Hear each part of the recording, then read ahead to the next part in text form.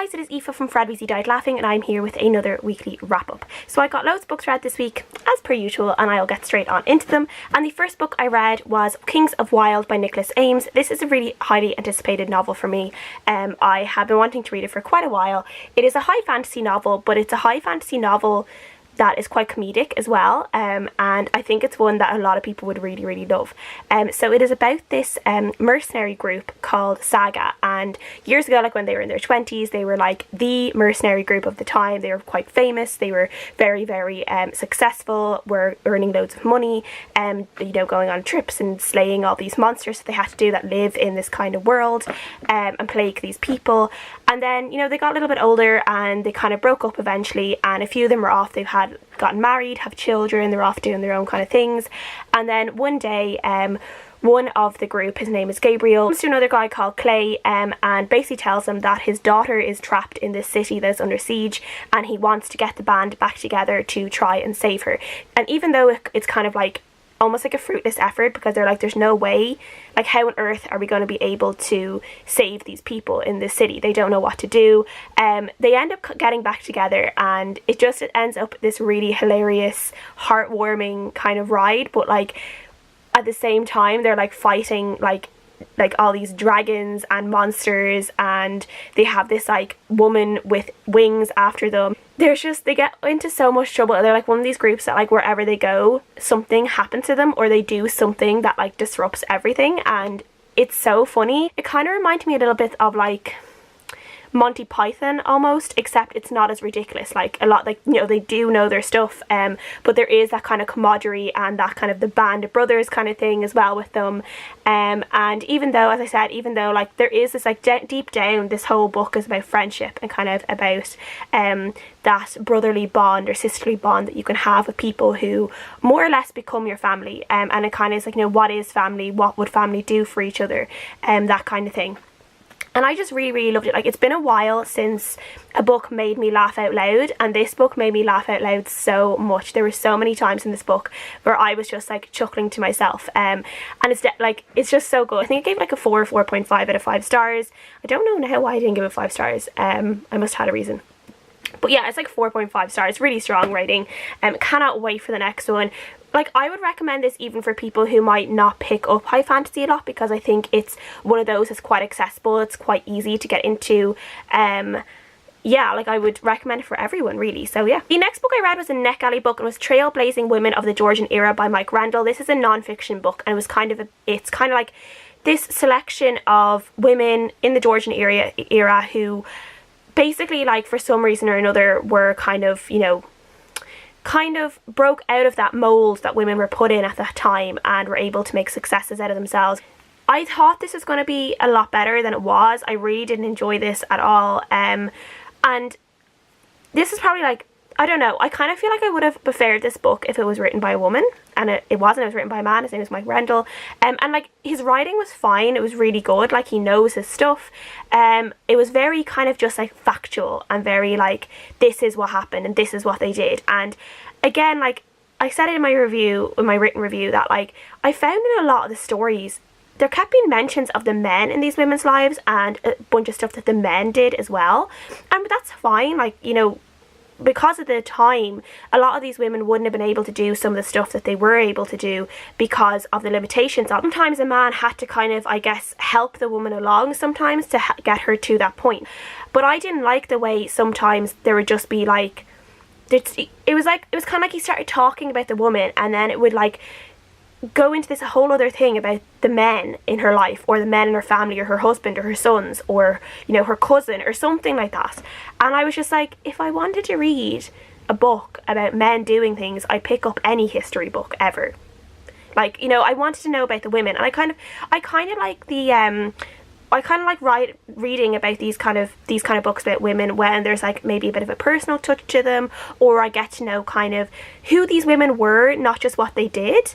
And I feel like this was missing. And this is the thing, I feel like, I wonder if it was written by a woman who could maybe feel more closely, like, you know, a little bit more of a bond with the people she was talking about. Maybe it would have been better. I don't know. I feel like I don't know. I just feel like, I don't know. There was definitely just this emotional link, like, that wasn't there between the author and his subjects, and I do feel if it was a woman that would have been there, and it would have made the story a lot more warm and a lot more open, and not so much like boom boom boom, these are the facts, which ended up just being really, really boring. Yeah, I actually DNF'd this book about like between 70 and 80% because I just couldn't do it anymore. But yeah, I just was really disappointed because I feel like this could have been so much more and it just wasn't. So yeah, 2.5 stars. The next book I read, I received from Titan Books in exchange for an honest review, and that was The Vanishing Season by Joanna Schaffhausen. This is one I did have a physical copy of, but I have since lent it to a friend who is really into thrillers as well, and I really love this one, so I passed it on to her to read.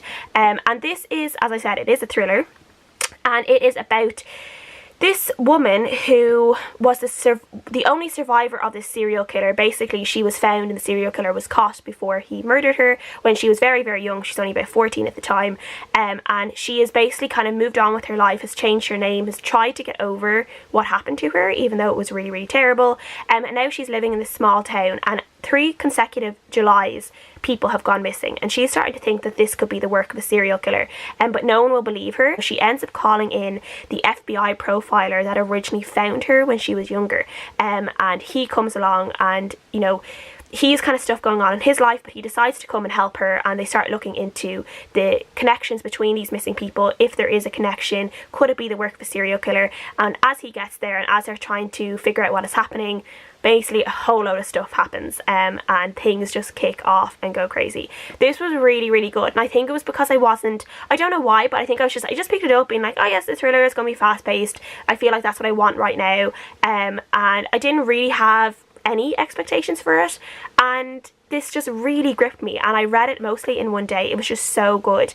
I will say the chapters in this book are a lot longer than normal chapters in thrillers, because I find chapters in thrillers tend to be quite short and snappy a lot of the time, where these ones were much longer, but I still got through it very, very quickly. But yeah, I just loved kind of, there was like some gory details in this that I really enjoyed. I just really enjoyed the interactions between the character and the FBI profiler.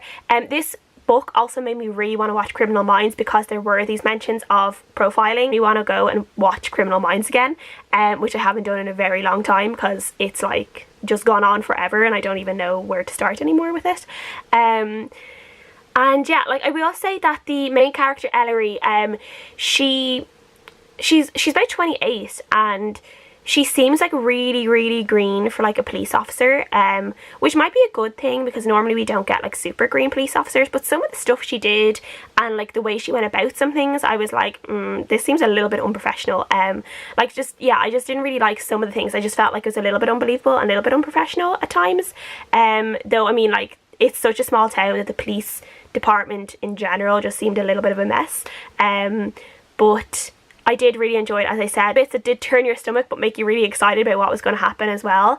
And yeah, I just really enjoyed this one. I gave it a really, really strong 4 out of 5 stars. The next book I read was The Salt Path by Raynor Winn. This is one I got off NetGalley as well, and it is a non-fiction book, and it is about Raynor and her husband Moth, and basically they lost their home, and because of some sort of court case, they completely lost their home. Their home was also their way of earning a living, so they lost all their money, their home, basically became homeless, and then Moth was given a very bad diagnosis of an illness, and they thought that he was going to die really soon.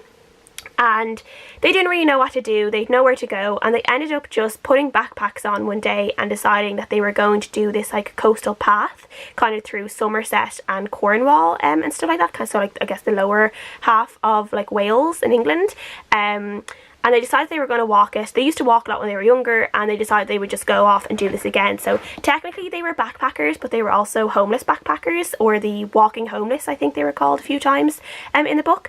And it was just kind of like their experience doing this walk and basically like living off like, almost like there was one week where they had like £11 to live off, and they're really, really having to scrape their pennies. They were technically homeless, and she kind of talks about, like, there's some really beautiful descriptions of the walk and the scenery and the villages. There's some really nice interactions they have with some of the villagers when they go to like different shops. So have the other half of that where people treat them very badly because they think they're called tramps. They also talk about people's reactions. Like, some people will hear that they were like going walking, they're like, oh, that's great, like you sold your house, house and decided just to take the road on, like that's amazing. And they'll be like, no, actually we lost our house and we've no money, so we are just completely homeless.